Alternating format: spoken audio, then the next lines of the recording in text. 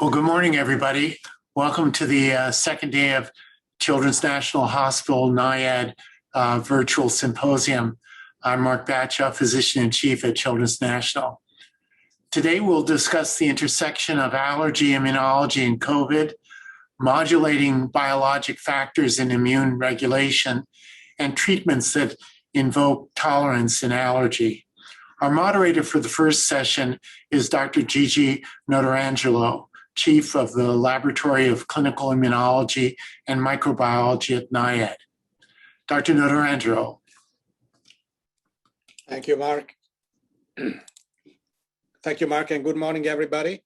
It's a pleasure for me to moderate this session on intersectionality of allergy, immunology, and COVID-19. So the session will still focus on COVID-19, but we're slowly moving away from COVID-19 and moving into allergy. In this session in particular, the three speakers will talk about how COVID-19 intersected with a number of other conditions which are important, from a medical standpoint: asthma, immunodeficiency, and malignancies. The next talk is by Dr. Jessica Durkee-Shock, and the title of her talk is The COVID-19 Pandemic and Immunodeficiency, the Burden and Emerging Evidence. Dr. Durkee-Shock is an allergy immunology fellow at Children's National and NIAID. She currently works on joint research projects between Children's National Cell Enhancement and Technologies for Immunotherapy Program under the mentorship of Dr. Mike Keller and Dr. Kath Pollard, and the Laboratory of Infectious Diseases and NIAID under the mentorship of Dr. Jeff Cohen, Kim Green, and Alison Han. She's interested in the impact of severe viral infections on primary immunodeficiency and the discovery of novel treatments for this population, especially as they pertain to norovirus and SARS-CoV-2 infections. Dr. Durkee-Shock, please. Thank you so much, Dr. Notarangelo, and it is my honor and pleasure as a combined Children's National and NIH fellow to get to speak to you all about immunodeficiency and how it is affected, has been affected by the COVID-19 pandemic. So here I show you a review article that was published in the summer of 2020, and it was looking back at the very earliest reports during the pandemic of how immunosuppressive status was affecting children and adults with SARS-CoV-2 infection. And you can see here that there were already many publications at that time. And this paper looked at patients, or combined studies that looked at patients with malignancy, with solid organ transplant, as well as patients with immunodeficiency. And even from these earliest time points, it was apparent that our patients who were immunocompromised were having increased complications with COVID, more ICU admissions, and a higher mortality as compared to the general population. So since then, there have been a couple of more focused papers looking at how patients with specifically immunodeficiency have been handling SARS-CoV-2 infection. So this paper was published by Shields et al. Late in 2020 and looked at a cohort of about 100 patients in England, all of whom had either primary or secondary immunodeficiency. All of their diagnoses are listed here on the left. And what I will point out to you is that patients, especially with antibody deficiencies, such as common variable immunodeficiency, primary antibody deficiency,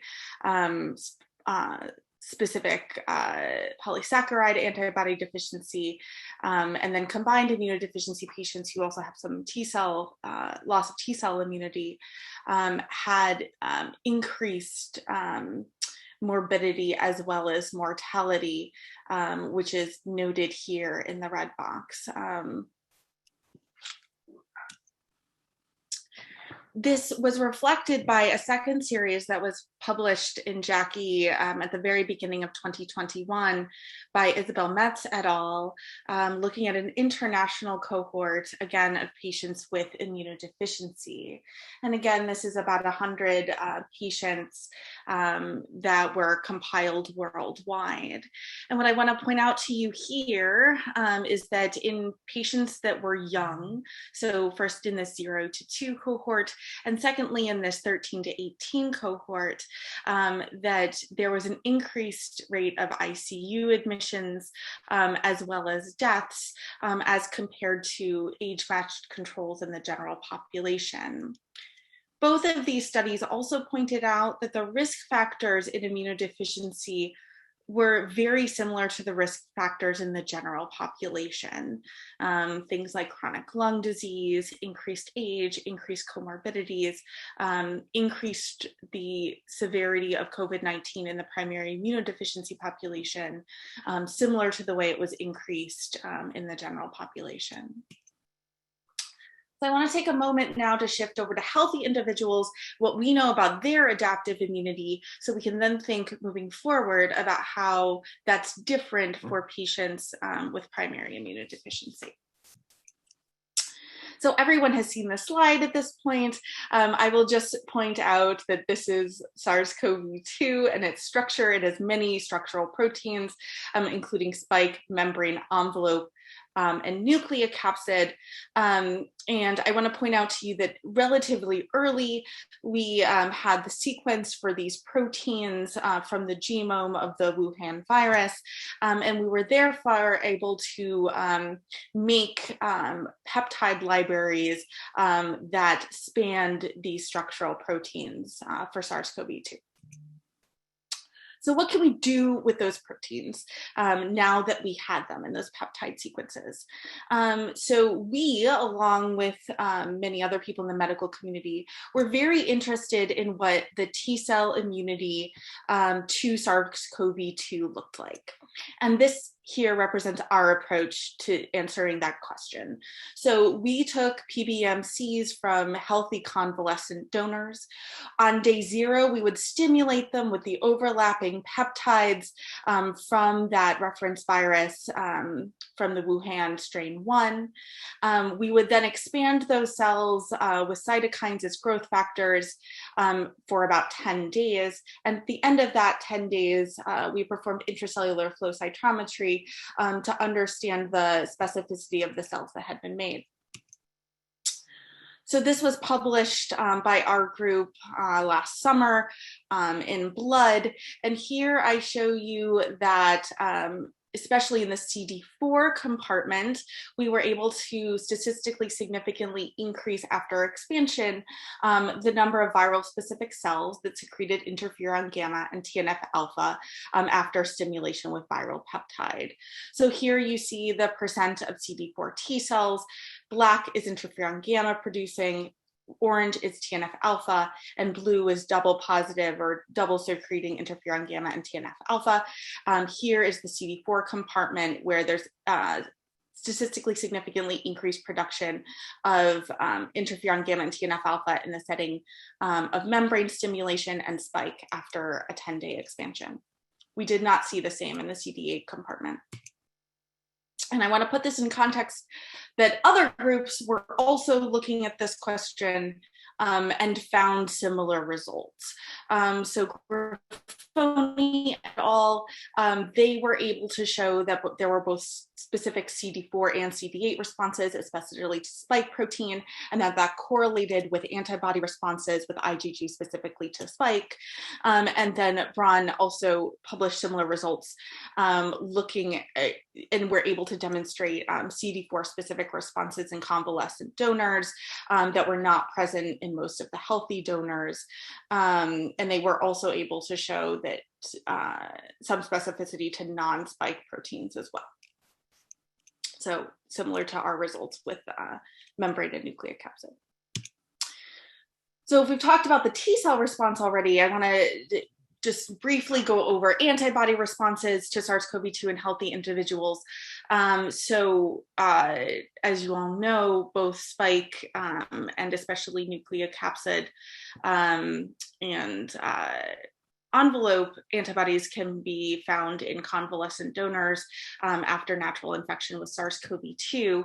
And this paper, published by Rebello et al. Out of LID, as well as the Vaccine Research Center at the NIH, looks specifically at nucleocapsid versus spike IgG after 14, both before and after 14 days after symptom onset. And they, in their LIPS assay, were able to determine that nucleocapsid antibodies using their assay was 100% sensitive and specific after 14 days after infection for identification of participants who had had SARS-CoV-2, whereas the spike protein was 91% sensitive and 100% specific. And I specifically review this assay because moving forward, when we look at our immunodeficient patients, this is the platform that we use to assess their antibody responses. So this is what healthy people do. What is happening in the immunodeficient population, and how is that different from the healthy population? So we really set out the question of what is the adoptive immune response to SARS-CoV-2 in patients, at least initially, with primary antibody deficiencies who seem to be struggling, especially with SARS-CoV-2. And we wanted to look at their T-cell responses, and we also wanted to look at their serologic responses, antibody responses. And in conjunction and collaboration between Children's National and the NIH, we were able to quickly assemble 7 patients from 3 different kindreds, all with inborn errors of immunity and SARS-CoV-2 infection, to answer these questions. So I'm going to start out here with our kindred. This is a family of 5 with 3 affected individuals. The initial proband for immunodeficiency was this patient P1. He's a boy with at 11 years of age at this point, with recurrent severe sinopulmonary infections, as well as severe atopy, who came to our clinic here at Children's National for initial evaluation, was found to have low immunoglobulin levels and was diagnosed with CVID. He is now on immunoglobulin therapy. Because of his history, his twin brother was also brought in for evaluation with a very similar history of severe recurrent infections and atopy, as well as PFAPA, which is periodic fever, aphthous stomatitis, pharyngitis, and adenitis, which is a recurrent fever illness of early childhood. And he was found to have hypogammaglobulinemia on his evaluation and is currently followed closely, but is not yet on IVIG therapy. Because of the diagnoses of her children, mom then came in for evaluation at GW with our colleague Anjani Kiswani, and was found to have specific antibody deficiency after she failed to respond to appropriate vaccination. Dad and the sister are both healthy and well. Starting in August of 2020, Dad, who is healthy, had onset of SARS-CoV-2, COVID-19 disease with fever, fatigue, loss of sense of smell, and cough. He was sick for about 2 weeks and did have a SARS-CoV-2 that was positive during his illness. His children got sick at the same time with fever, and one of them had loss of sense of smell. They were not themselves tested for SARS-CoV-2. And finally, mom, 3 weeks later, also ended up having fever, fatigue, headache, and loss of sense of smell. P1, who here is our patient with CVID on immunoglobulin therapy and was the proband for this kindred, remained asymptomatic throughout. And then to briefly go through our other 2 patients, these were both, this patient is referred from the NIH and is a man in his late 40s with common variable immunodeficiency. He also has lymphopenia and severe liver disease with non-degenerative hyperplasia and liver failure. He was admitted to the hospital with an unrelated post-surgical complication, and his screening SARS-CoV-2 PCR was positive on admission. He developed only a dry mouth and cough on day 3 and otherwise had an uncomplicated course. And then our last patient also has common variable immunodeficiency, diagnosed at the age of 12 years in the setting of ITP as well as alopecia and low immunoglobulin levels. She is currently on IVIG therapy, as is patient P6, and she had standard symptoms with congestion, loss of sense of smell. She had a positive SARS-CoV-2 during her course of illness, and she was back to baseline on day 10 without any complications. So let's first look at the antibody responses in each of these patients. So here on your y-axis is light units, which is the output from the LIPS assay that we already discussed in the Burbello and Cohen labs, who are our collaborators on this project. Across the bottom are each of the patients with your antibody deficient patients on the left and in black, and then immunocompetent patients in the right and in red. The left panel shows nucleocapsid specific IgG, and the right panel shows spike specific IgE. And what we were able to show is that in 4 of the 5 patients that we had with immunodeficiency, we were able to detect above threshold IgG to both nucleocapsid and spike. P6 did not have a detectable response to either structural protein for SARS-CoV-2. And these were similar in magnitude to our immunocompetent controls, who were also age matched and all had mild to moderate disease. So first we talk about antibody response. Now we're going to talk about T-cell responses. So here you see after 10 days of expansion in the setting of SARS-CoV-2 peptides, as I showed you previously, we are now looking at the CD4 compartment and looking at T-cell specificity with the output of interferon gamma on your y-axis and TNF alpha in your on your x-axis, production of these. So P1, so P5 was our healthy father, and he was shown to have he had significant production of membrane, nucleocapsid, as well as envelope. And here we have our patient P1 with common variable immunodeficiency, who also had substantial production of membrane, nucleocapsid, and spike proteins. And then here we look and we see CD4, TNF alpha, and interferon gamma production on the y-axis and SARS-CoV-2 peptides across the x-axis. And again, I show you that the antibody deficient patients had comparable specificity as well as in both type and magnitude as compared to immunocompetent controls. So let's talk briefly now about COVID-19 interventions in immunodeficiency. So the first question I think we all have is, how is vaccination in our immunodeficient patients going to be different than in the general population? So this is data that is currently being compiled by NIAID in the COVAX study, and this preliminary analysis is being put together by Dr. Del Monte and Dr. Bergeson, and is looking at 77 patients followed at the NIH who all have primary immunodeficiency and have been vaccinated. About half of them are male, only 5 of them have had prior known SARS-CoV-2 exposure. The majority have received an mRNA vaccination. About half of them are on supplemental immunoglobulin therapy, and minorities are on immunosuppressant medications and have had stem cell transplants.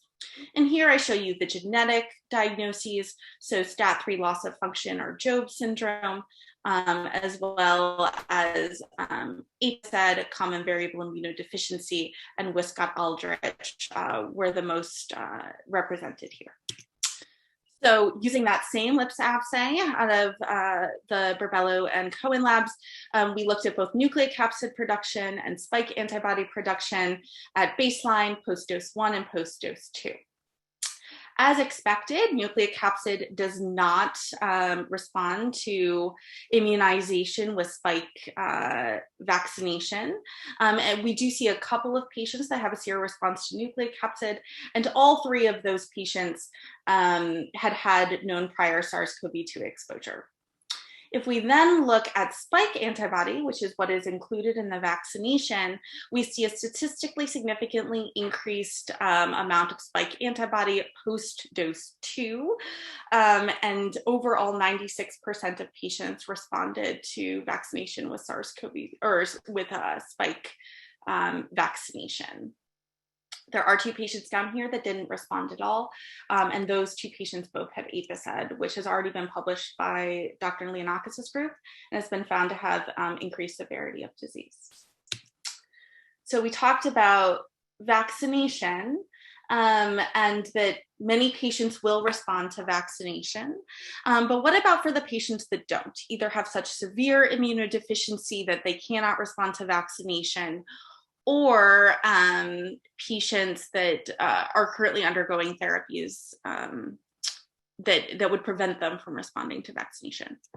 So based on our data that was published in the Blood et al. Paper last summer, we are currently planning an adoptive T-cell therapy for the treatment and prevention of SARS-CoV-2 in immunocompromised patients.